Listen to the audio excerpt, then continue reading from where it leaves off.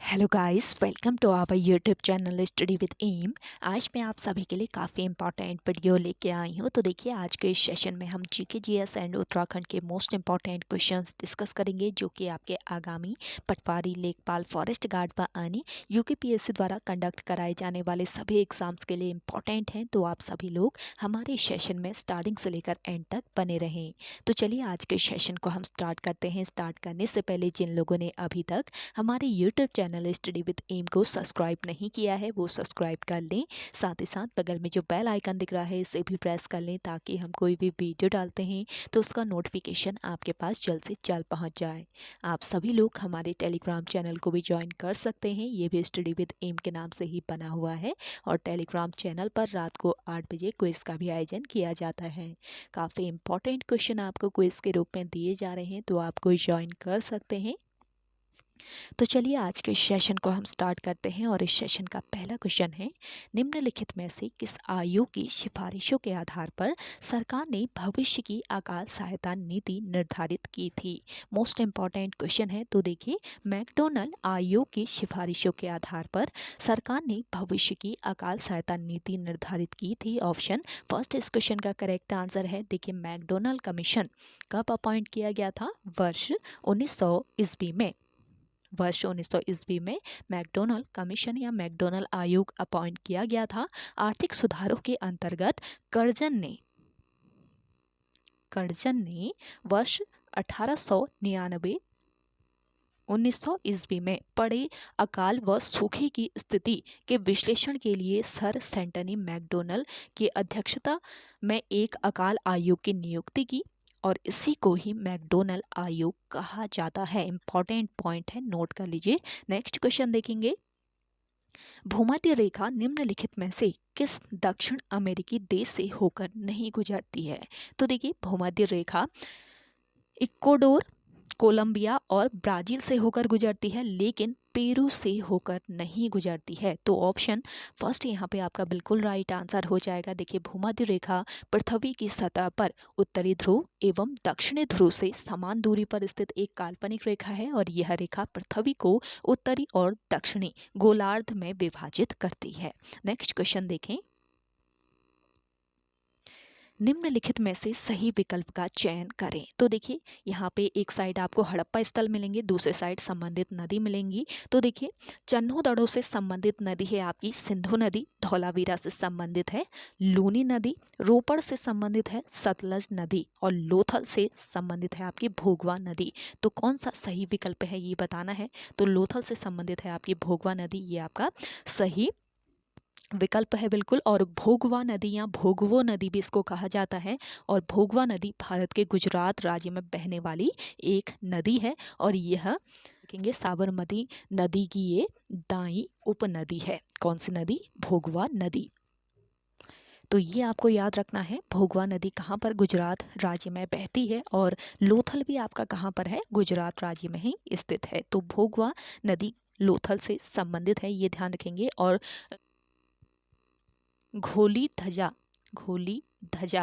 ये एक बांध है, ये आपको याद रखना है। घोली धजा बांध जो है, ये भी आपकी किस नदी पर बना हुआ है? इसी नदी पर, भोगवा या भोगवो नदी पर ही बना हुआ है। ये पॉइंट भी आप नोट कर लीजिए। अगला क्वेश्चन देखेंगे, निम्नलिखित में से किस पूर्वोत्तर राज्य में राष्ट्रीय राजमार्गों की लंबाई सबसे अधिक है? करेक्ट आंसर है आपका मणिपुर। ऑप्शन फर्स्ट यहाँ पे आपका बिल्कुल राइट आंसर है। देखिए, राष्ट्रीय राजमार्गों की लंबाई की बात करें तो मणिपुर राज्य में राष्ट्रीय राजमार्ग की लंबाई है 1750 किलोमीटर। मेघालय की बात करें तो यहाँ पर है 1155 किलोमीटर। मिजोरम में है आपके 1422 किलोमीटर, जबकि नागालैंड में राष्ट्रीय राजमार्ग की लंबाई है 1547.7 किलोमीटर।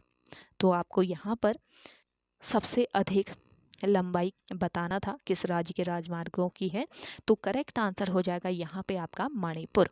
तो मैक्सिमम लेंथ है मणिपुर राज्य में। तो ऑप्शन ए यहाँ पे आपका बिल्कुल करेक्ट आंसर है। नेक्स्ट क्वेश्चन देखेंगे, निम्नलिखित में से गलत विकल्प का चयन करें। तो देखिए, राज्य दिए हुए हैं एक साइड आपको, सेकंड साइड दिए हुए हैं जनजातीय महोत्सव। तो यहाँ पे गलत विकल्प कौन सा है ये बताना है। तो तमिलनाडु में पोंगल उत्सव मनाया जाता है, पोंगल महोत्सव तमिलनाडु में मनाया जाता है, बिल्कुल सही है ये। मिजोरम में मनाया जाता है चापचार कुट, ये भी आपका करेक्ट है। हिमाचल में आपका गोची मनाया जाता है, गोची महोत्सव हिमाचल प्रदेश में मनाया जाता है, ये भी आपका बिल्कुल करेक्ट है। लेकिन आपको यहाँ पे बताना है कौन सा गलत है। तो नागालैंड में नोकाहाई महोत्सव मनाया जाता है, ये आपका गलत है। नोकाहाई महोत्सव आपके कहाँ पर, ओडिशा राज्य में मनाया जाता है, ये आपको याद रखना है। ओडिशा में मनाया जाता है नोकाहाई महोत्सव, ना कि नागालैंड में। तो करेक्ट आंसर हो जाएगा आपका ऑप्शन 4। अगला क्वेश्चन है, निम्नलिखित में से कौन सा राज्य बांग्लादेश की सीमा को स्पर्श नहीं करता। और सेकंड पार्ट है इसका, निम्नलिखित में से कौन सा राज्य चीन की सीमा को स्पर्श नहीं करता। तो देखिए सबसे पहले देखते हैं कौन सा राज्य बांग्लादेश की सीमा को स्पर्श नहीं करता है। तो देखिए बांग्लादेश की सीमा को स्पर्श कौन कौन से राज्य करते हैं भारत के। एक तो है आपका पश्चिम बंगाल राज्य, पश्चिम बंगाल। दूसरा है आपका मेघालय, तीसरा है आपका मिजोरम, और चौथा है आपका त्रिपुरा, और पांचवा है आपका असम। ये आपको याद रखना है। बांग्लादेश की सीमा को भारत के कौन से राज्य स्पर्श करते हैं, पश्चिम बंगाल, मेघालय, मिजोरम, त्रिपुरा और असम। लेकिन सिक्किम नहीं करता है, ये आपको याद रखना है। सिक्किम राज्य बांग्लादेश की सीमा को स्पर्श नहीं करता है। तो आपका यहाँ पे एक पहले का आंसर तो हो जाएगा सिक्किम। और चीन की बात करें, कौन सा राज्य चीन की सीमा को स्पर्श नहीं करता ये बताना है। तो चीन की सीमा को स्पर्श करने वाले भारत के राज्य कौन कौन से हैं। हिमाचल प्रदेश राज्य है, हिमाचल प्रदेश है। इसके अलावा आपका उत्तराखंड है, सिक्किम है, और अरुणाचल प्रदेश है, अरुणाचल प्रदेश। तो कौन सा स्पर्श नहीं करता है यहाँ पे बताना है। तो करेक्ट आंसर हो जाएगा आपका असम। तो बांग्लादेश की सीमा को स्पर्श नहीं करता है सिक्किम, और चीन की सीमा को स्पर्श नहीं करता है असम। तो इस हिसाब से आपका करेक्ट आंसर हो जाएगा ऑप्शन 3। नेक्स्ट क्वेश्चन है, धन शोधन निवारण अधिनियम कब लागू किया गया था। मोस्ट इंपॉर्टेंट क्वेश्चन है। तो देखिए धन शोधन निवारण अधिनियम लागू किया गया था वर्ष 2002 में। और धन शोधन निवारण अधिनियम का उद्देश्य क्या था ये भी आपसे पूछा जा सकता है। तो देखिए धन शोधन निवारण अधिनियम का उद्देश्य काले धन को सफेद करने से रोकना है, और इसमें धन शोधन से प्राप्त धन को राजसात यानी जब्त करने का प्रावधान है। और यह अधिनियम 1 जुलाई 2005 से प्रभावी हुआ था। इस पॉइंट को भी आप याद रखेंगे। और देखिए सरकारी प्रतिभूति अधिनियम कब लागू किया गया पूछा जाए आपसे। तो देखिए सरकारी प्रतिभूति अधिनियम लागू किया गया था वर्ष 2006 में। तो आपका पहला हो गया वर्ष 2002, और सेकंड हो गया 2006, यानी कि ऑप्शन 4 यहाँ पे आपका राइट आंसर हो जाएगा। अगला क्वेश्चन है, सर्वेंट ऑफ इंडिया सोसाइटी की स्थापना कहाँ की गई थी। तो देखिए सर्वेंट ऑफ इंडिया सोसाइटी की स्थापना की गई थी बम्बई में। ऑप्शन फर्स्ट यहाँ पे आपका राइट आंसर हो जाएगा। सर्वेंट ऑफ इंडिया सोसाइटी की स्थापना किस वर्ष की गई थी। वर्ष 1905 ईस्वी में बम्बई में की गई थी, और गोपाल कृष्ण गोखले द्वारा इसकी स्थापना की गई थी। अगला क्वेश्चन देखेंगे, निम्नलिखित में से किसने ईस्ट इंडिया एसोसिएशन की स्थापना की। मोस्ट इंपॉर्टेंट है, ईस्ट इंडिया एसोसिएशन की स्थापना की थी दादा भाई नौरोजी ने। ऑप्शन सेकेंड यहाँ पे आपका राइट आंसर है। देखिए ईस्ट इंडिया एसोसिएशन की स्थापना वर्ष 1866 ईस्वी में कहाँ पर की गई थी, लंदन में। लंदन में दादा भाई नौरोजी के द्वारा की गई थी। ईस्ट इंडिया एसोसिएशन भारत से संबंधित मामलों के लिए लंदन में स्थित एक संगठन है, और इसके सदस्य भारतीय और सेवानिवृत्त ब्रिटिश अधिकारी थे। अगला क्वेश्चन देखेंगे, निम्नलिखित में से सही विकल्प का चयन करें। तो देखिए कवाल टाइगर रिजर्व कहाँ पर स्थित है। कवाल टाइगर रिजर्व है आपके आंध्र प्रदेश में नहीं है, तेलंगाना में है। तेलंगाना में है आपका Kawal tiger reserve. Satkosia tiger reserve कहाँ पर है? ओडिशा में है। ये आपका बिल्कुल करेक्ट है, यानी कि आपको सही विकल्प चुनना है तो आपका सेकंड वाला बिल्कुल सही हो जाएगा। सतकोशिया ओडिशा में है। दंपा टाइगर रिजर्व की बात करें तो ये आपके असम में नहीं है। कहाँ पर है? मिजोरम में। पूछ लिया जाए तो नोट कर लीजिए, मिजोरम में है। बोर टाइगर रिजर्व है आपके कहाँ पर? महाराष्ट्र में। महाराष्ट्र में है बोर टाइगर रिजर्व। तो आपसे पूछ लिया जाता है कि ये टाइगर रिजर्व कहाँ पर स्थित है, तो बताए, आपको पता रहना चाहिए ना। तो कवाल टाइगर रिजर्व की बात करें तो कवाल टाइगर रिजर्व है तेलंगाना राज्य में, और इसकी स्थापना कब की गई थी? वर्ष 1965 ईस्वी में इसकी स्थापना हुई थी, और इसे वन्य जीव संरक्षण अधिनियम 1972 के तहत संरक्षित क्षेत्र घोषित किया गया है। और ये वर्ष 2012 में कवाल टाइगर रिजर्व जो है इसको टाइगर रिजर्व घोषित किया गया। और दंपा की बात करें तो देखिए, दंपा टाइगर रिजर्व की स्थापना वर्ष 1985 ईस्वी में, वर्ष 1985 ईस्वी में हुई थी। इसे वर्ष 1994 ईस्वी में एक बाघ आरक्षित क्षेत्र घोषित किया गया।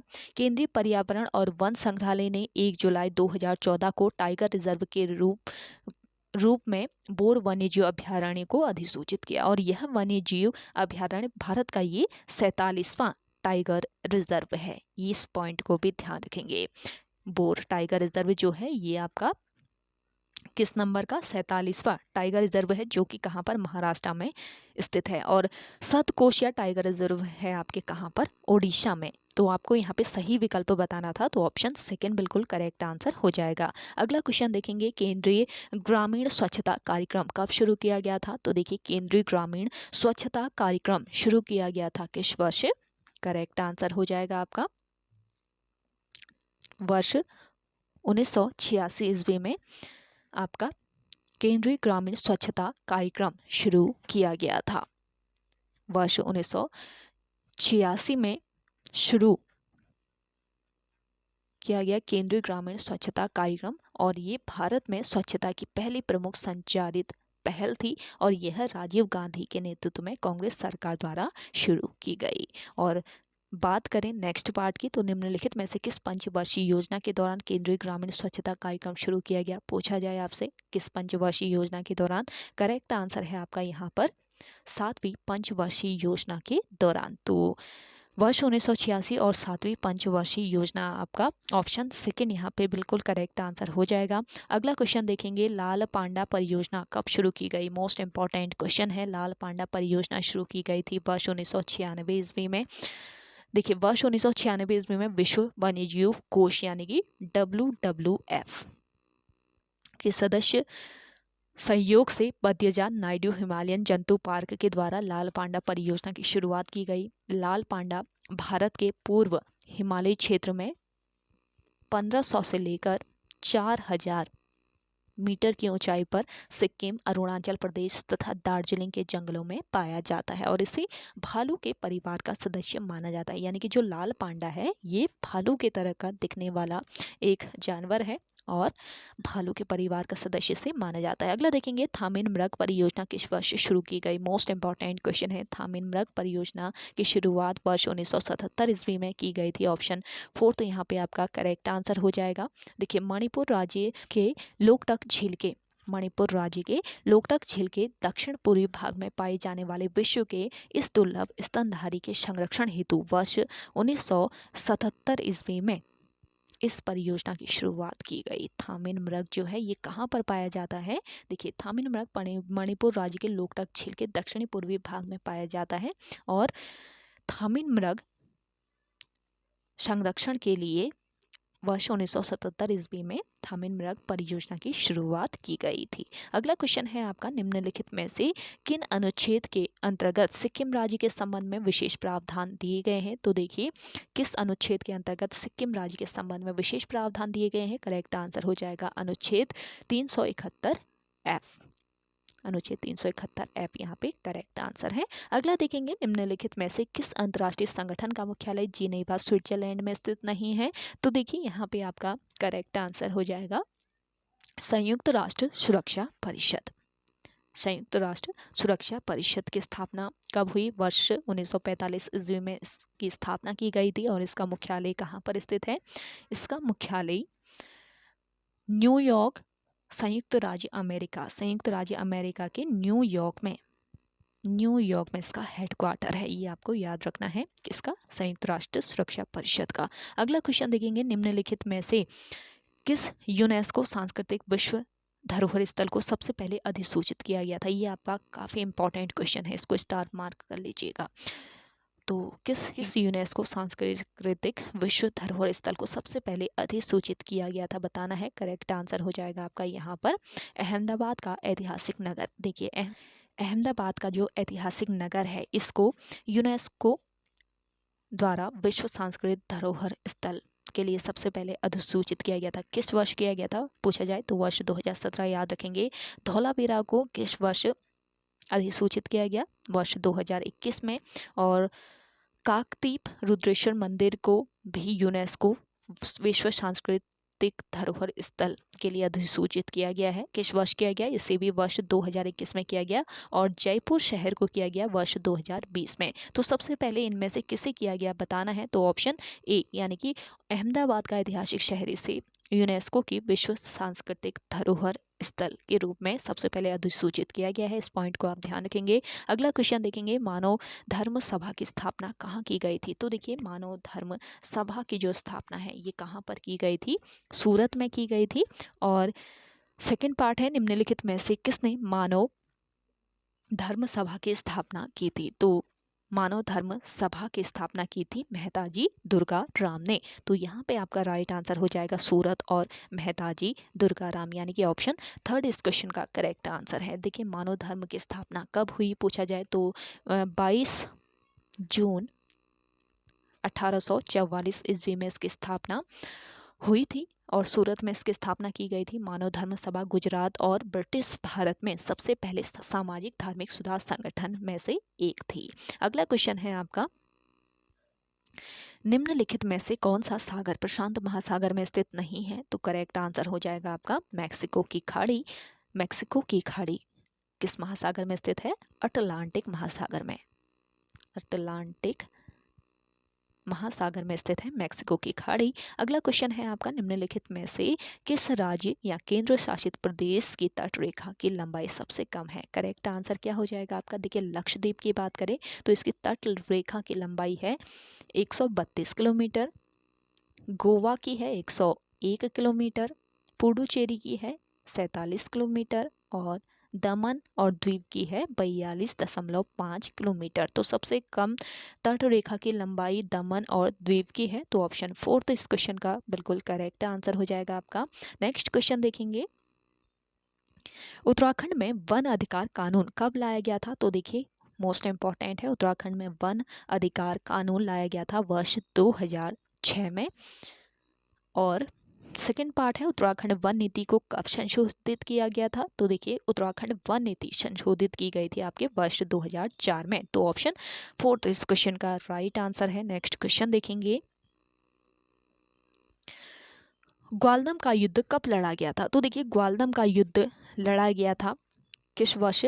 1581 ईस्वी में ग्वालदम का युद्ध लड़ा गया था। और ग्वालदम का युद्ध बलभद्र शाह और निम्नलिखित में से किसके बीच लड़ा गया था? तो देखिए ग्वालदम का जो युद्ध है ये बलभद्र शाह और किसके बीच? रुद्रचंद के बीच लड़ा गया था। इंपॉर्टेंट क्वेश्चन है।